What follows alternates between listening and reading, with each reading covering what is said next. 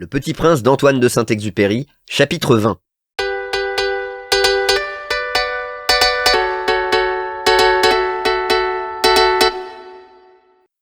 Mais il arriva que le Petit Prince, ayant longtemps marché à travers les sables, les rocs et les neiges, découvrit enfin une route. Et les routes vont toutes chez les hommes.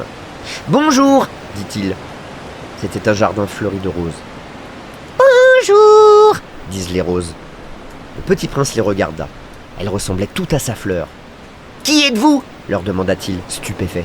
« Nous sommes des roses » dirent les roses. « Ah » dit le Petit Prince, et il se sentit très malheureux. Sa fleur lui avait raconté qu'elle était la seule de son espèce dans l'univers. Et voici qu'il en était 5000, toutes semblables, dans un seul jardin. « Elle serait bien vexée, se dit-il, si elle voyait ça. Elle tousserait énormément et ferait semblant de mourir pour échapper au ridicule. Et je serais bien obligé de faire semblant de la soigner, car sinon, pour m'humilier moi aussi, elle se laisserait vraiment mourir. » Puis il se dit encore, « Je me voyais riche d'une fleur unique et je ne possède qu'une rose ordinaire. Ça et mes 3 volcans qui m'arrivent aux genoux et dont l'un, peut-être, est éteint pour toujours. Ça ne fait pas de moi un bien grand prince. » Et couché dans l'herbe, il pleura. « Personne dans le désert. La terre est grande, » dit le serpent. Le Petit Prince s'assit sur une pierre et leva les yeux vers le ciel. « Je me demande, dit-il, si les étoiles sont éclairées afin que chacun puisse un jour retrouver la sienne. Regarde ma planète, elle est juste au-dessus de nous, mais comme elle est loin. »« Elle est belle, dit le serpent.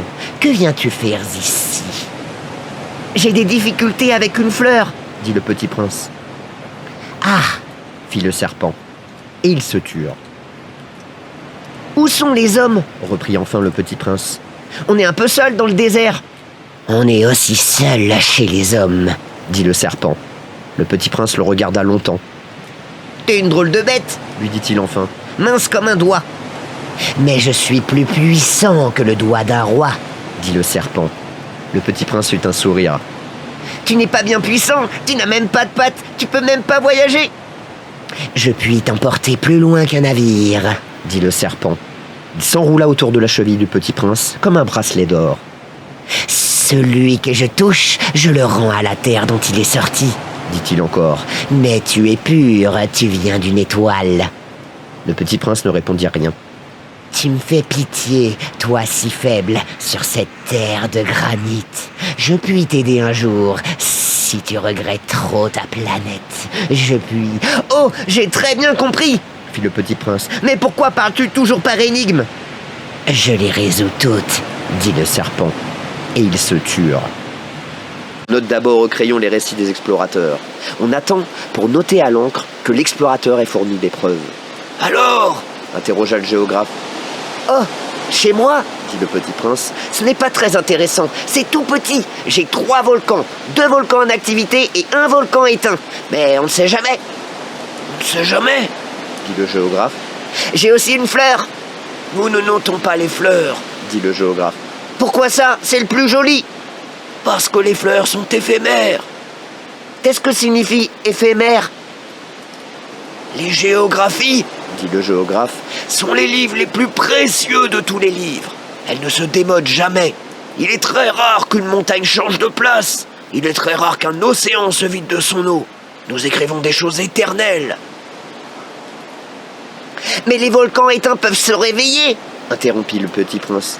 Qu'est-ce que signifie éphémère ? Que les volcans soient éteints ou soient éveillés, ça revient au même pour nous autres, dit le géographe. Ce qui compte pour nous, c'est la montagne, elle ne change pas.